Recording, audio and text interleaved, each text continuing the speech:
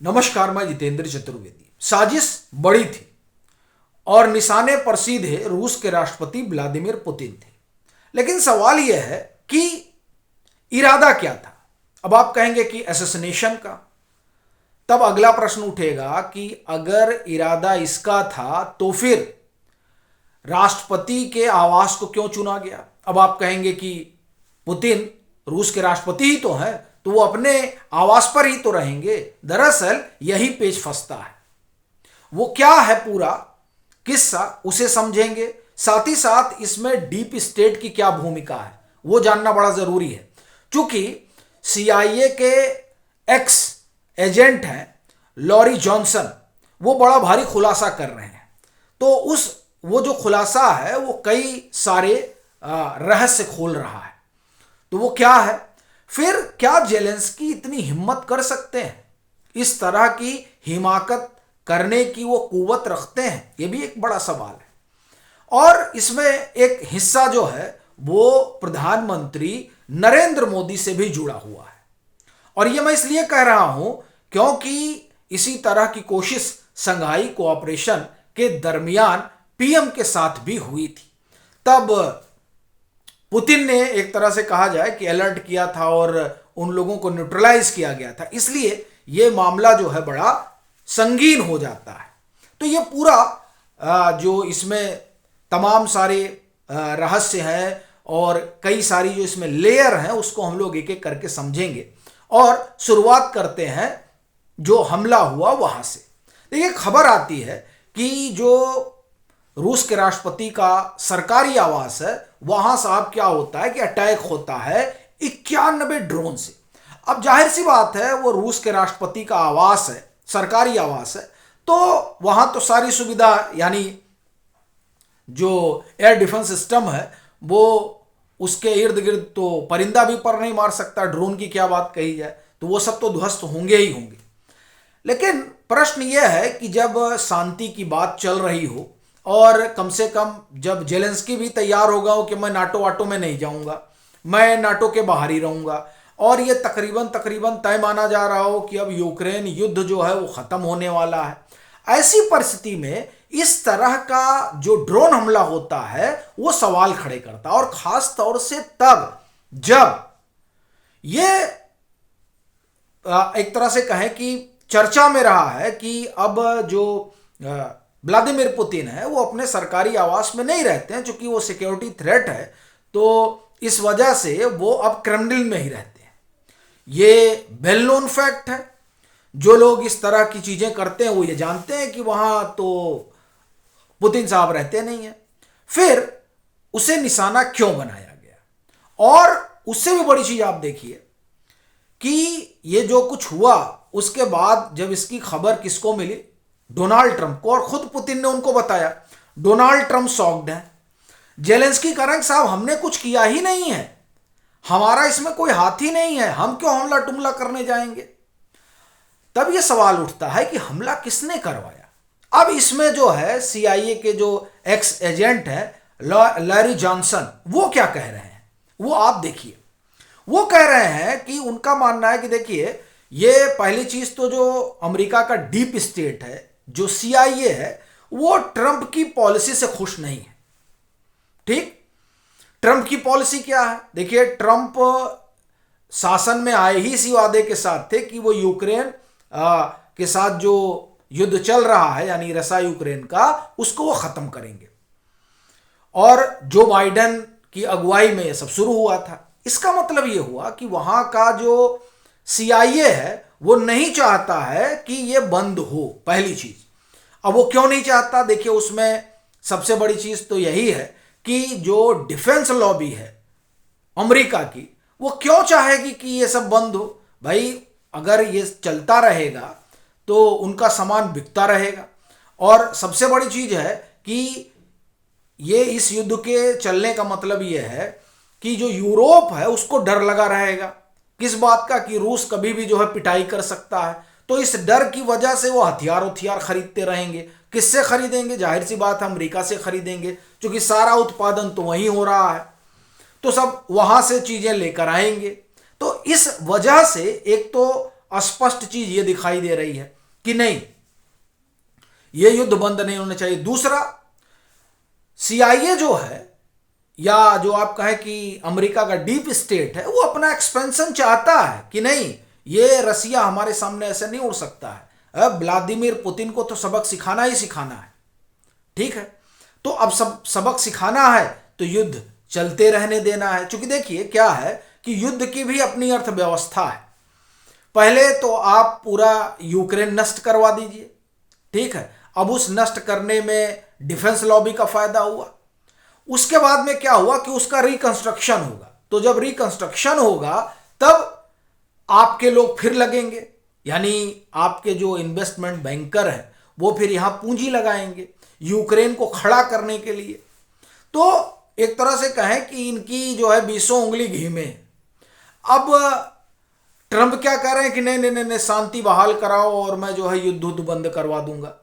तो ये माना जा रहा है कि वहां का जो डीप स्टेट है इस बात को लेकर खुश नहीं है कि नहीं, युद्ध तो चलते रहने देना चाहिए, और युद्ध चलता रहेगा तो यूरोप भी जो है वो अपनी हद में रहेगा और हमारा हथियार बिकता रहेगा, और जो हमारी सुपरमेसी है वो बनी रहेगी, ठीक है। तो इसलिए वो नहीं चाहते हैं कि युद्ध रुके।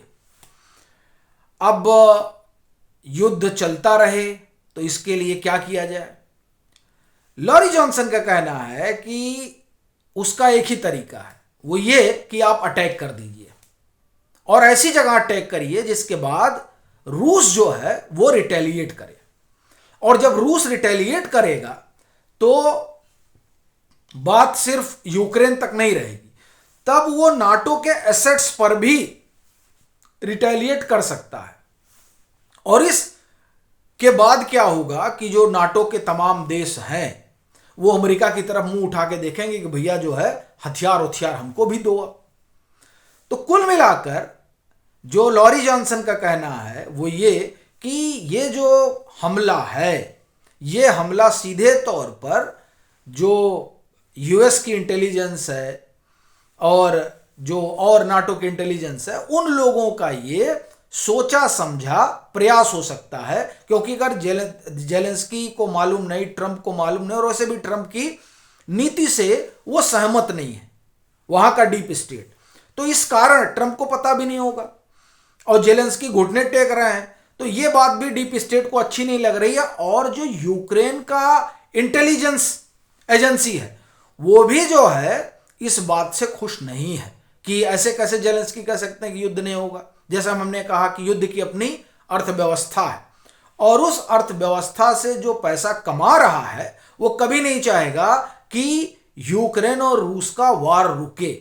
तो इसलिए ये कोशिश की गई। और आप देखिए कि जब जब ये होता है कि नहीं, शांति अब होने वाली है, पीस टॉक अब जो है हो जाएगी और शांति बहाल हो जाएगी, उसी के आसपास इस तरीके का अटैक होता है। इससे पहले आप देखें कि पीस टॉक चली रही थी तब भी ड्रोन हमला हुआ था, और वो जो ड्रोन हमला हुआ था वो ड्रोन हमला कहां हुआ था? जहां इनका जो न्यूक्लियर वॉरहेड लेकर जो इनका फाइटर प्लेन उड़ता है वहां तक लोग चले गए थे, उसके आसपास तक जो है ड्रोन हमला हुआ था। तो लॉरी जॉनसन का कहना है कि ये जो हमला है ये बड़ी बात नहीं कि सीआईए का प्लान हो और सीआईए ने प्लांट किया हो। अब देखिए ये अपने आप में बहुत बड़ी एक तरह से कहें कि घटना है जो एक्स सीआईए लॉरी जॉनसन कह रहे हैं। यदि वाकई में ऐसा हुआ है कि इसमें डीप स्टेट की भूमिका है तो ये भारत के लिए भी चिंता का विषय है। क्यों? क्योंकि इसका मतलब ये हुआ कि जिस तरह से डीप स्टेट ये चाहता है कि ये वार चले, उसी तरह से वहां का डीप स्टेट ये भी चाहता है कि भारत के पड़ोस में क्या रहे? अशांति रहे। क्यों? क्योंकि जब अशांति रहेगी तभी जो इनकी युद्ध की अर्थव्यवस्था है वो चलेगी।